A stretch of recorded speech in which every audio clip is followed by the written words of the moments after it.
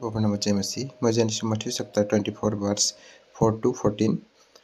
তেতিয়া যীশুৱে উত্তৰ দি তেওঁলোকক ক'লে, কোনেও যেন তোমালোকক নোভোলায় তালৈ সাৱধান হোৱা, কিয়নো অনেক মোৰ নামেৰে আহি মই খ্ৰীষ্ট বুলি অনেকক ভুলাব। আৰু তোমালোকে ৰণৰ কথা আৰু যুদ্ধৰ সম্ভাৱনাৰ বাতৰি শুনিবা। সাৱধান হোৱা, ব্যাকুল নহবা, কিয়নো এইদৰে ঘটিব লাগে, কিন্তু তেতিয়াও শেষ হয়। জাতিৰ বিৰুদ্ধে জাতি, ৰাজ্যৰ বিৰুদ্ধে ৰাজ্য উঠিব, আৰু ঠায়ে ঠায়ে আকাল আৰু ভূমিকম্প হ'ব। এই সকলো যাচনাৰ আৰম্ভণিহে মাথোন। সেই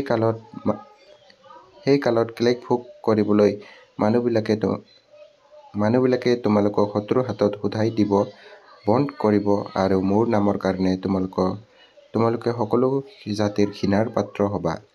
তেতিয়া অনেকে বিঘিনি পাব, আৰু ইজনে সিজনক শত্ৰুৰ হাতত উঠাই দিব, আৰু ইজনে সিজনক ঘিণ কৰিব, আৰু অনেক ভৰি কোৱা ভাৱেদি ওলাই অনেকক ভুলাব। আৰু অধৰ্ম অধিক হোৱাত অনেকৰ প্ৰেম চেঁচা হৈ যাব, কিন্তু যিজনে শেষলৈকে সহি থাকে, সেইজনে পৰিত্ৰাণ পাব। আৰু সকলো জাতিৰ সাক্ষ্য হ'বলৈ ৰাজ্যৰ এই শুভবাৰ্তা গোটেই জগততে ঘোষণা কৰা হ'ব, তেতিয়া শেষ হ'ব।